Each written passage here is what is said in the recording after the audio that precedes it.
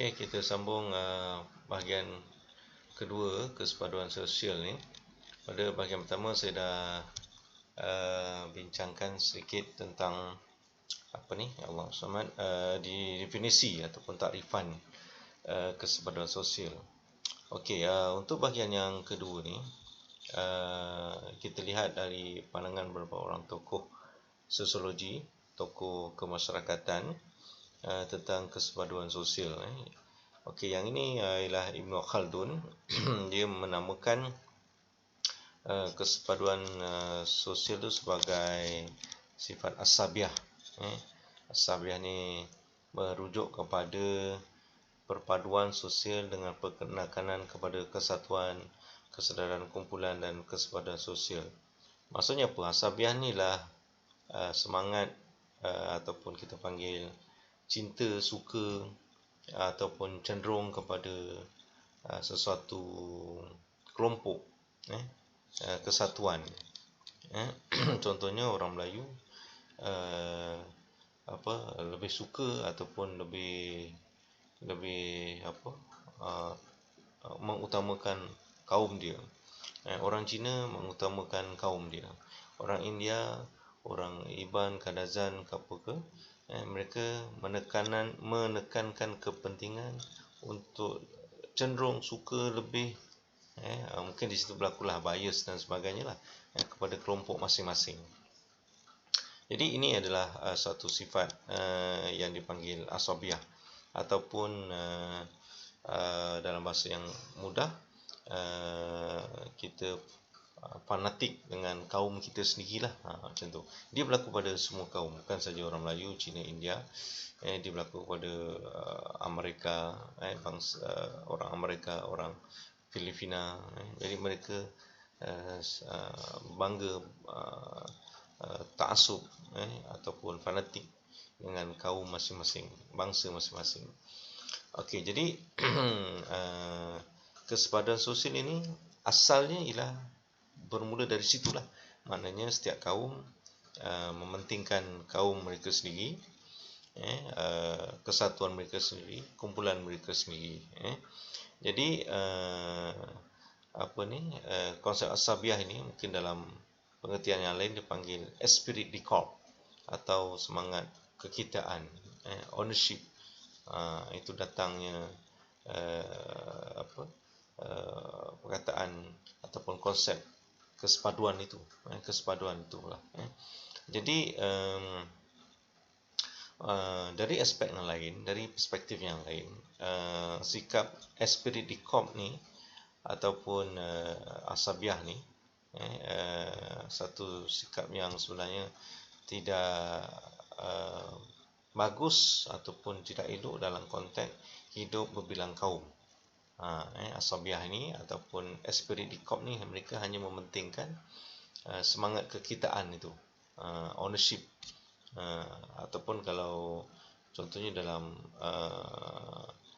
bangsa Cina sendiri, dia ada mungkin suku kaum lain kan, ada Han, ada apa lagi, Hailam, contohnya macam tu kan. Jadi mereka mementingkan kelompok masing-masing. Dalam orang Melayu mungkin ada orang Banjar, ada orang Jawa, ada orang Bugis, mereka mementingkan semangat kekitaan tu. Jadi itu sebenarnya kalau kita lihat dari konteks masyarakat yang berbagai, masyarakat yang plural ataupun majmuk, dia satu bentuk sikap yang saya sebut awal tadi tidak elok, tidak bagus untuk diamalkan, kerana sifat itu tadi mengandung elemen fanatik, ataupun fanatik ni apa,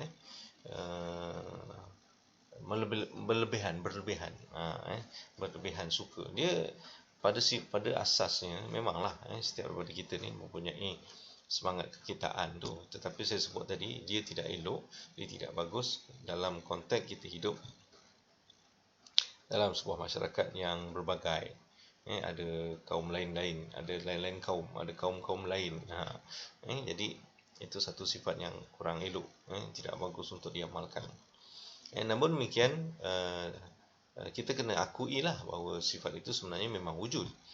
Cuma dalam konteks kita hidup dalam masyarakat majmuk ni, kita kena kurangkan ataupun kena hilangkan lah maksudnya, supaya dia lebih bersifat sama rata, semua sama gitulah. Tapi bukanlah suatu perkara yang mudah. Sebab apa?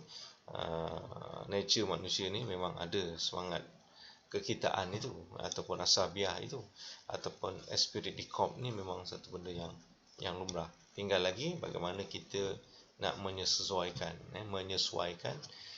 dengan keadaan kita masyarakat majmuk ni. Dia memang ada, sifat tu memang ada, cuma kita kena sesuaikan, ataupun mungkin saya sebut tadi fanatik, dia kena kurangkan. Fanatik, semangat kekitaan tu memang semua orang ada lah, tetapi kita tidak boleh meletakkan dia sebagai satu perkara yang berada di atas, tapi lebih kepada perkara yang kita sebut ialah bagaimana kita menyesuaikan, ataupun saya sebut tadi bagaimana kita menguruskan, bagaimana kita bersifat menghormati. Toleransi itu lebih utama berbanding dengan asabiah ni. Asabiah ni memang adalah mungkin mustahil lah kalau kita nak hilangkan 100%, tetapi dia merupakan sifat semula jadi. Cuma tinggal lagi kita perlu uruskan dia supaya dia tidak merosakkan kesepaduan yang telah terjalin, ataupun dalam masyarakat majmuk ni, interaksi antara sesama kita lah. Kemudian ini pandangan Emily Durkheim mungkin nama dia, Emily. Dia kata apa, menamakan kesepaduan masyarakat ataupun apa ni tadi, sosial ini, kesepaduan sosial sebagai solidarity, mechanical solidarity, dan masyarakat kompleks pula dikenali sebagai solidarity organik. Maknanya kesepaduan masyarakat ni tadi kita panggil asabiah, kita panggil esprit de corps kan. Tapi kata Emily ni dia adalah mechanical solidarity. Maknanya kita meletakkan sokongan, kita meletakkan sokongan terhadap kaum kita sendirilah. Dipanggil mechanical solidarity, solidarity. Manakala dalam masyarakat yang kompleks, yang ramai orang, masyarakat majmuk, berbagai kaum, bangsa, agama dan sebagainya, dia dipanggil sebagai organic solidarity. Organic solidarity. Jadi maknanya sifat asabiah tadi ataupun solidarity ni dia ada dua lah. Satu dalam kalangan masyarakat kecil, Cina, India, Melayu kan, itu kita panggil mechanical solidarity. Tapi bila India, Cina, Melayu, Iban, Kadazan, Murut, Bajau ni semua bergabung, kita menjadi contohnya Malaysia kan. Jadi Malaysia ni bila kita duduk dalam negara ASEAN, kita ada solidarity organik, kan, maknanya kita berdiri sebagai orang Malaysia.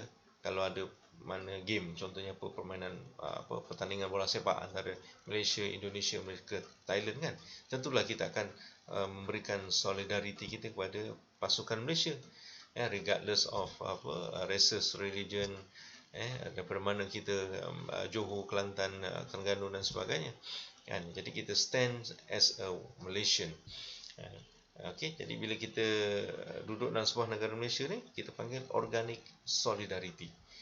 Kemudian kalau kita duduk besarkan lagi, kita punya scope, kita duduk dalam sebuah negara ASEAN, Asian region, kita pula bertembung dengan contohnya Eropah, kan, mereka membentuk sebuah solidarity organik yang lain. Jadi begitulah. Jadi pada small group, pergilah kepada yang lebih universal, yang lebih global, kita panggil organic solidarity. Okey, jadi Ibn Khaldun dalam konteks ini dia kata masyarakat beranjak daripada bentuk sederhana kepada bentuk yang kompleks dalam setiap bidang. beliau menyebutkan tahap keinginan bermula daripada keperluan asas dan kemudian keperluan yang lebih terperinci lah. Okey, jadi ini mudah kita faham apabila kita lihat dalam masyarakat kita sendiri, iaitu maknanya masyarakat ni asalnya kita, contohnya kita sebuah taman, ataupun kalau sesuai kita kata bermula daripada sebuah kampung. Pada kampung ini berbentuk sebuah daerah. Ada beberapa kampung berbentuk sebuah mukim, ada beberapa buah mukim membentuk sebuah daerah. Daripada daerah ini membentuk sebuah negeri. Kan? Jadi daripada sifatnya sederhana, mungkin satu kampung tu ada, contohnya ada berapa? 50 orang. Bila bergabung dua kampung jadi 100, 150 apabila gabung 3 kampung. Daripada yang sederhana dan pergilah ke bidang yang ataupun dalam bentuk yang lebih kompleks dalam setiap bidang. Bidang ekonomi, bidang politik, sosiologi, dan semua itu bermula daripada konteks yang sederhana. Jadi masyarakat berubah, kata Ibn Khaldun ini, berdasarkan kepada keperluan asas. Maknanya apa? Nak makan. Tak semua orang boleh jadi nelayan, tak semua orang boleh jadi petani. Nelayan mungkin ada ikan, petani ada sayur, ada beras. Jadi berlaku pertukaran. Jadi tak boleh kita buat semua. Jadi kita saling memerlukan. Maknanya bermula daripada keperluan asas. Kenderaan contohnya, bukan semua orang dialah penjual kenderaan, dialah pembuat kenderaan, dialah pemasarkan kenderaan tu, dan kenderaan tu rosak dialah juga, betul kan? Tidak, tetapi dia berangkai. Maknanya keperluan asas itu sentiasa menjadi keutamaan. Disebut sini bagaimana masyarakat itu akhirnya lebih terperinci, lebih kompleks sifatnya. Jadi bermula daripada keperluan asas kita, nak makan, perlindungan, pendidikan, macam itulah. Jadi berlakulah interaksi itu menyebabkan masyarakat, sesebuah masyarakat itu berubah. Okey, semangat kekitaan ini ataupun as-sabiah tadi, ataupun esprit de corps tadi, ataupun Emily kata solidarity organik ataupun mechanical tadi, akan hilang apabila sebuah masyarakat atau suku-suku kaum itu mengecapi kemewahan dan kemakmuran. Maknanya apabila setiap ahli masyarakat ataupun suku kaum tadi berinteraksi, hilang dia punya semangat kekitaan. Kenapa? Kita saling memerlukan. Kita tidak boleh mementingkan diri kita sendiri, tidak boleh mementingkan kaum kita sendiri, tidak boleh mementingkan keperluan kaum kita sendiri, tetapi kita perlukan juga orang lain untuk keperluan asas tadilah.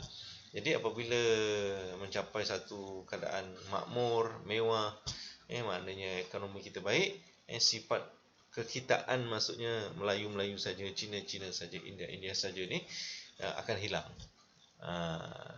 Akan hilang. Ini kata Ibn Khaldun. Jadi mereka akan berubah dari setiap aspek budaya apabila hidup menetap di bandar dengan berinteraksi dengan masyarakat luar dan saling bercampur gaul dalam ekonomi, politik dan sosial.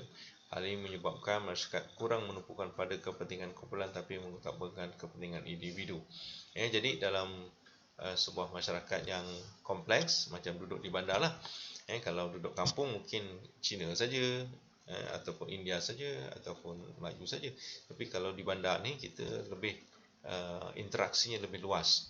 Jadi dekat situ hilang sifat kekitaan, asabiah ataupun escape the spirit semangat kekitaan tadi kan. Jadi apabila berlaku interaksi dalam kompleks, dalam bentuk yang lebih kompleks, yang lebih berbagai variety, hilanglah sifat-sifat kekitaan itu. Jadi itu menyebabkan masyarakat ataupun kita punya komuniti ini berubah, berubah dari sudut ekonominya, politik dan juga sosial itu sendiri. Jadi bertitik tolak daripada sini, perubahan manusia dalam masyarakat adalah bermula daripada bagaimana cara kita berinteraksi itulah. Kalau kita interaksi dengan kaum kita sendiri saja, dengan kita punya komuniti yang kecil tadi, dia akan kekal begitu. Tapi kalau kita berinteraksi dengan masyarakat yang berbagai, dia akan berlakulah apa yang kita panggil tadi perubahan dalam masyarakat.